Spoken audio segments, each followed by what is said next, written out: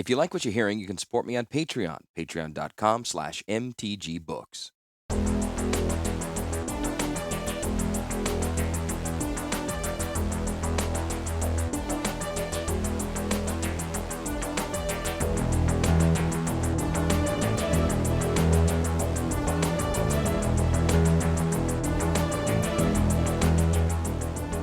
Chapter 2.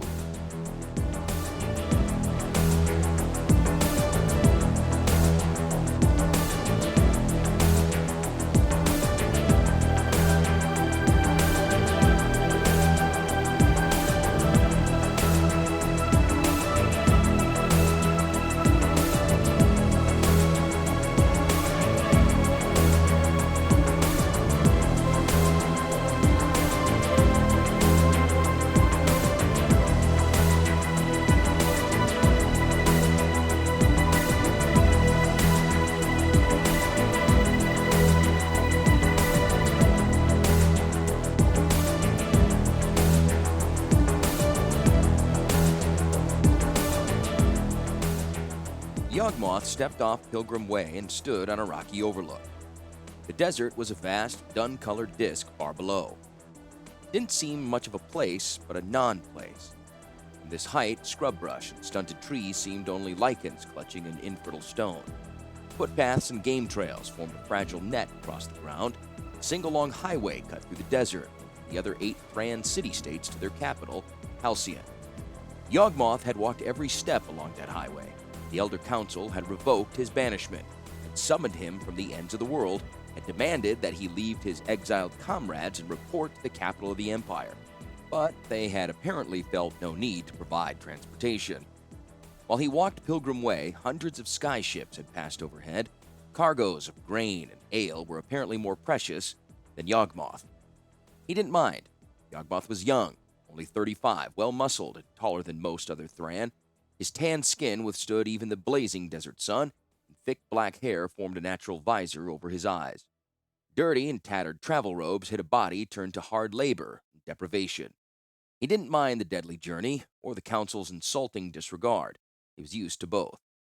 Before receiving his summons, Yawgmoth and all practitioners of medical healing had been officially banished from the Empire. Their exile concluded a civil war that had begun 100 years ago. It had been a war of city-state sovereignty. When Halcyon solidified its position as the capital of the Empire, the war became politicized as a battle between artificers and eugenicists. Artificers believed in improving the Thran by building them bigger and better machines. Eugenicists believed in improving the Thran by dissecting and understanding the machines of biology. Both wanted to improve the Thran. There was no conflict between real artificers and real eugenicists. Each faction, though, was championed by a political party. The artificers by the elite imperialists, and the eugenicists by the Republican rabble. When at last the rabble were defeated, their eugenicist champions were scapegoated and exiled. Yawgmoth and his 200 followers had wandered for 5 years among lizardmen and minotaurs, goblins and orcs, studying the diseases that plagued them. The only other Thran the eugenicists ever saw were the outcasts, lepers and lunatics.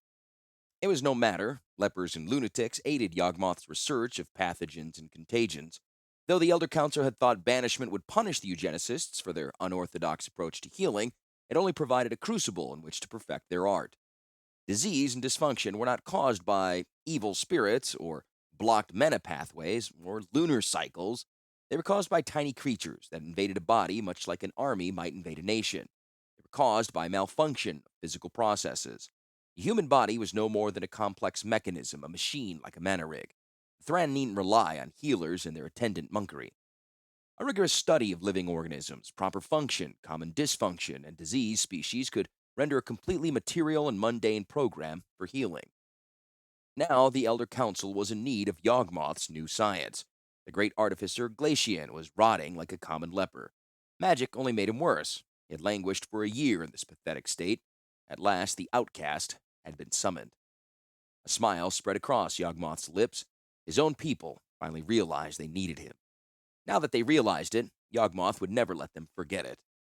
Below lay the desert. Above hovered beautiful, fabled Halcyon. Pilgrim Way connected the two, twisting its way up the sheer face of the volcanic extrusion. It was a steep and treacherous passage. Always, the road from hell to heaven would be so. Now Yawgmoth stood only a few dozen paces from the gates to that heaven. A white marble gateway towered above the narrow road. It was twice as wide and thrice as tall as any creature that could have made the journey to the top. Niches within the columns held ornately carved figures. To one side stood a nude and muscled man, and the other a nude and muscled woman. They were the Thran's image of perfect beauty, their limbs massive and yet posed with a supple ease across their hairless frames. Yawgmoth laughed darkly to himself. He had seen human bodies inside and out, exploring every inch. Even healthy bodies never resembled these perfect figures. Of course they rejected my theories. They don't know what their own bodies look like. Between the figures, gigantic gates of iron stood wide open. Power stones winked in the stout bars, jewels enchanted to repel rams and slay attackers. Though the gates fanned a white marble threshold fronted by a clear stream, architectural symbolism. When folk entered the city, the dust of the world below was washed from their feet. When folk left, their first steps beyond made dirt cake on their shoes. As he approached, Yawgmoth stared in amazement at the artificial stream. What sort of people divert a river across their gate? We do, came a woman's quiet voice from the other side of the stream. Welcome to Halcyon, Master Yawgmoth. He lifted his eyes to see a young woman wearing the white robes of a council member. The ceremonial garb fit her poorly. Her hands fretted impatiently within the bulky sleeves, and the stole around her neck was uneven. Her tan skin and sun-bleached hair showed she was used to working outside, and her pale eyes were keen and impatient above the fussy robes. Even now, her gaze dipped toward the garment, and she smiled in apology. Forgive my appearance, I came right from the infirmary. I had expected you would arrive there by way of aerial transport. I dispatched to Fen and Yawgmoth waved her off. After piecing together water passage from Jamura and walking all the way to Fenin, wasn't about to accept charity. Beneath her tan, the woman blushed prettily. Yes, my apologies for that as well. I had a battle even to get your banishment revoked. The council forbade me to send an escort. A glinting smile filled Yawgmoth's face. It was a dazzling smile, and he knew it. So, you're the one who fought to bring me back? Yes, the woman said. I am the one. My name is Rebek. Ah, the Rebek. Architect of Emprian spaces, Yawgmoth said, impressed. The flattering blush returned. You've heard of me? Even among outcasts and lepers, you are known, yes? Yawgmoth said. He looked down at the clear, cool stream that separated them. Rebek stood on white marble, Yawgmoth on the dust. But we haven't heard of this. It is ritual ablution, Rebek said, again smiling in apology. It is meant to remind us we are rising from the dust of the past into the clean skies. What sort of people? It's my own design, Rebek broke in, and I carved the father and mother Thran there beside the gates and designed much of what lies within, just so you know. Yawgmoth patted dust from his canvas backpack. No little trickle will be enough to wash the world from me. I've got it under my fingernails and ground into my skin. Even my blood is one part mud. She stooped beside the stream and gestured him forward. Come here. I couldn't get you an aerial escort, but at least I can wash the feet that brought you here. Staring intently at the bowed figure, Yawgmoth said, Perhaps Halcyon welcomes me after all. He stepped into the stream. Chill water snaked past laces and leather to the ragged stockings he wore. Mud streamed away in brown clouds. Rebek's fingers deftly worked the laces loose. She tugged one boot off and then the stocking. Her touch was firm, but gentle as she laved away the dirt of the road. She massaged calluses and soothed aching muscles. Then she eased the other boot loose. Yawgmoth stood while she worked. His eyes traced the gate. Do you do the gem cutting as well? That is the work of my husband, Rebek replied. The one who lies ill, the one you've been summoned to heal. Yawgmoth pulled his foot from her hands. Your husband? He picked up his dripping boots and stockings and stepped from the stream onto the white marble threshold. His wet feet slipped. Rebek caught him. She was strong, sure-footed. She laughed. That was an oversight of my design. Wet marble is slick. The laugh was contagious. I see the symbolism. An outsider such as I can enter the city only with the aid of a citizen. Else he might fall on his ass, yes? Splendid symbolism, Rebek said wryly. Here, lean on me until we reach the sedan chair. I have no other choice. You could fall on your ass. Not in such lovely company. Yawgmoth leaned up upon Rebek as the two made their way beneath the shadow of the ark. Ice-colored stone formed a short tunnel. There was a gentle curve built into archway so that no one could glimpse the city before crossing the threshold, and none of the city could glimpse the outer world without leaving.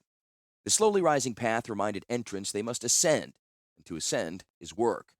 Beyond the curve, Yawgmoth caught his first glimpse of lofty Halcyon.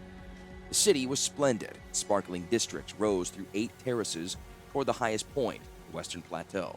Streets of white brick mazed among 3- and 4-story townhouses in limestone.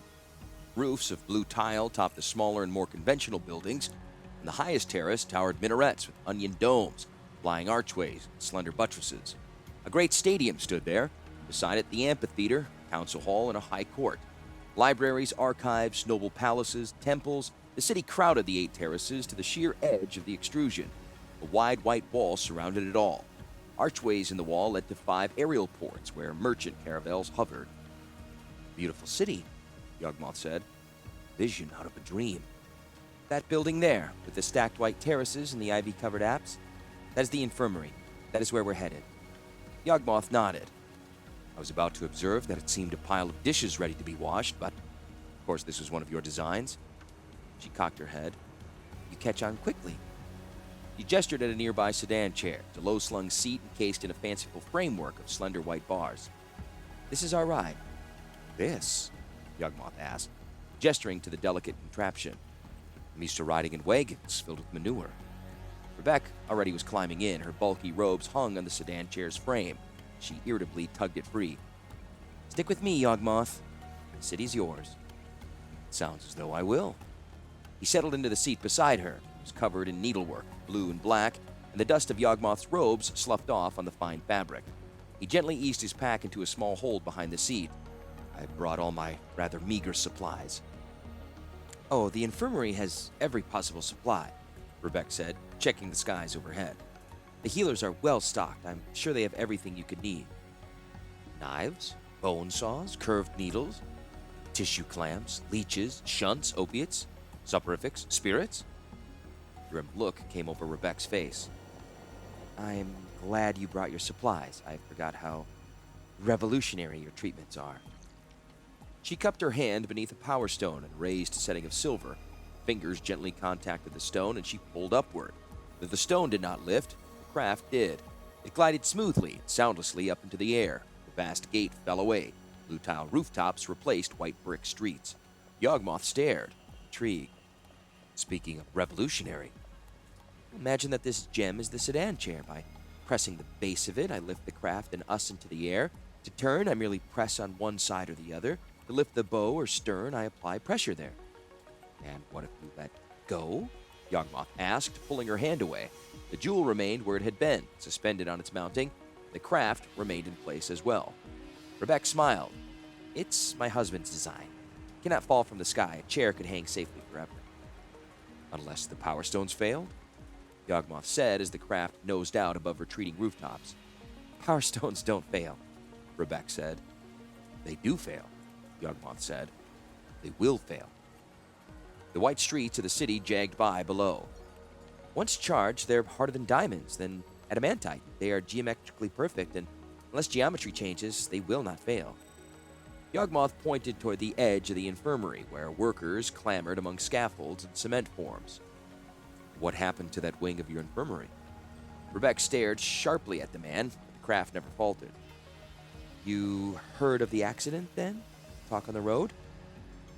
"I had time to sort among travelers' stories, determined what emergency brought me," Yawgmoth replied simply. "That was an anomaly. That stone had not yet cooled when the Untouchable drove it. I think blood compromised its matrix." "I heard there was blood on many of the gems. Did you dispose of them?" "Here we are," Rebecca said, bringing the sedan chair to land lightly atop the infirmary. Several other craft perched on Birken platforms that jutted from the tile rooftop. A set of stairs led down from the spot. Rebecca released the power stone, climbed from the craft, and descended the stairs. Yawgmoth grabbed his pack and followed. "You did use them, didn't you?" A doorway opened below, and Rebecca walked through it. "We cleaned and checked every stone before employing it. None showed any sign of flaw or weakness." "The truth is, you don't know what caused the implosion." He strode beside her down a gently lit corridor. "You don't really know how power stones work. You've created a whole city that relies on an energy source you do not understand. Magic, you say. It's magic. How clever. Then when the magic fails, you simply say it must have been more magic. Look at this infirmary. The monument to superstition and quackery. You've placed your hopes in fakes and phonies. No wonder your genius husband's dying of a wasting disease. He had said this last as they strode through a doorway into a room where sat a gray-haired man. The patient, who was clearly that in his Power Stone-driven wheelchair, was wan and haggard. His eyes and cheeks were sunken, his shoulders slumped. He looked up toward the two arrivals. His eyes settled first on Rebecca, and then shifted to Yawgmoth. You must be Yawgmoth. I'm Glacian, the genius husband dying of a wasting disease. Into the awkward silence, Yawgmoth said, Not any longer. He slung the pack from his back and strode confidently toward the man in the chair. Yawgmoth shucked his travel cloak on the floor, set his pack on the bed, and flung back the flap. Dust settled onto the spread. He poured water from a pitcher into a basin and washed his hands to the elbows. Then, turning toward his pack, he gingerly pulled forth a small knife, a set of tweezers, and several stoppered vials. No more muggery. I'm going to discover the cause of your illness. I'm going to heal you. Glacian cast a long-suffering look at Rebecca as he gave a raspy sigh. Have to understand, you are no savior, Yawgmoth. We're done with real healers. They've exhausted their techniques, and now in desperation we turn to you. We aren't setting aside witchery, we are summoning it. Glacian fixed the large man with a level stare. Your so-called methods are only too well known to us. I was among the elders who voted for your original banishment. If it were up to me, you'd still be stuck in Far Jamura, poking sticks up the backsides of syphilitic mules. But my wife fears for me. The council and city are terrified to do without me. I'm the only one who truly understands the machinery beneath this city. They're willing to try anything, and you, Yawgmoth, you just barely qualify as anything. The men's eyes met. Hatred leapt like sparks between them. Glacian continued, You got one thing right, though. I am dying of a wasting illness. I'm resigned to it. Only in that resignation do I let you poke and scrape. Can't make me worse than death itself will shortly. Breaking eye contact, Yawgmoth laughed lightly. You wouldn't say that if you were a syphilitic mule. Glacian joined the man in laughter. The sound set Rebecca to breathing again. She had not caught a breath since entering the room. Her husband coughed raggedly, then said, Even if I were a syphilitic mule, I would still say it. Well then, Yawgmoth said, it is up to me to convince you otherwise. You and the whole city. He crouched beside the chair. Now, Travel Talk says there are legions. Let's have a look. Glacian's eyes flared. Travel Talk? The whole empire is worried? Yawgmoth soothed. These words balmed the man's ego, and the fury in his eyes dimmed. Yawgmoth said, In fact, you're not the only one suffering from this condition. In some of the city-states, it's becoming endemic, not epidemic. Many of the poor have been infected. Your own caves of the damned are said to be rife with it. Even a few of the elite suffer from it. But of course, you are the first national treasure to have the disease. Now let's have a look. The worst spot is on his back, Rebecca said, hurrying to her husband's side, drawing the dressing gown back from the man's shoulder. Can you lean over? I lean over for no man, growled Glacian. As soon you will discover. Then it's the bed, Yawgmoth said. Glacian was suddenly in his arms. Yawgmoth's movements were so quick and assured that there was no time for objection. He conveyed his patient onto his belly in the bed and drew the robe similarly back from the man's body. Glacian lay there, small, panting. His ribs showed through flesh the color of mushrooms. The skin was covered with a large mass of suppurating lesions. 100 dark smudges schooled across one scapula. A white substance oozed from the spot. Each lesion showed a dark tail that sank away into muscle. When did these first appear? Just after the attack, Rebecca said. They came one by one. The healers only made the spots worse. There are also sections on his belly and his left buttock. Ah! Glacian sniffed. He'll want to be seeing that. No, Yawgmoth said. Not today. Today I want to see is this. He took a small knife he had brought from the pack and lightly scraped some of the filmy liquid from the lesions. Careful not to touch the substance himself, he wiped the stuff from the knife onto a lip of an unstoppered vial. He fastened the lid. This fluid will tell me much about the source of this ailment. It is lymph, one of the body's defenses against illness. Its composition will tell me what sort of disease your body fights. Shall I spit and piss in your jars too? Mocked Glacian. Soon enough, Yawgmoth replied smoothly. First, with a pair of tweezers, he lay hold of the end of one oily hair that protruded from a lesion. Tugging back and forth on the hair, he slowly cracked the skin around it. Glacian twitched with each pull, and his hands clutched the bed. Persistently, Yawgmoth worked the hair until it pulled free, trailing a tattered section of flesh. He gingerly deposited it into another vial. This is a follicle, specialized tissue. The effect of the illness on it will tell me much about the disease's means of spreading.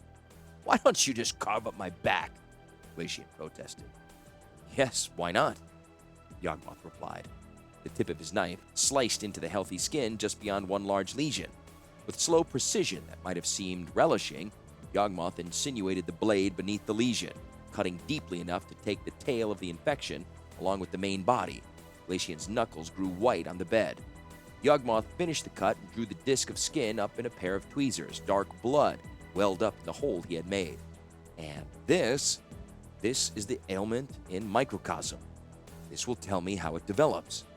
He deposited the bloody item in a third vial. Gore began to run from the cut, and Yawgmoth absently dropped a piece of bleached wool on the spot. I'll say this for your methods, Glacian said. You understand how to inflict pain. Yawgmoth smiled his dazzling smile. I have ways of preventing pain, opiates and the like. I don't imagine you go for that sort of witchery. Next time I will, Glacian said. Next time I will. Yawgmoth nodded, stowing the vials in his tattered backpack. In the meantime, Rebecca, you must avoid touching any infected sites. The lymph or blood from your husband, even what appears to be healthy skin. You do not know yet how this disease spreads person to person, and you are at grave risk of becoming infected yourself. Rebecca objected. For over a year now, I have touched him. You must cease, Yawgmoth replied sternly. No skin-to-skin contact, no fond caresses of hair, no kisses or hand-holding or embraces unless clean linen separates you. You've been here only moments and you're trying to wrap me in cerements? Glacian said. Yawgmoth quickly covered the man in a blanket and deposited him on the chair. I'm trying to keep your wife out of cerements. I'll be giving the same instruction to the healers who tend you.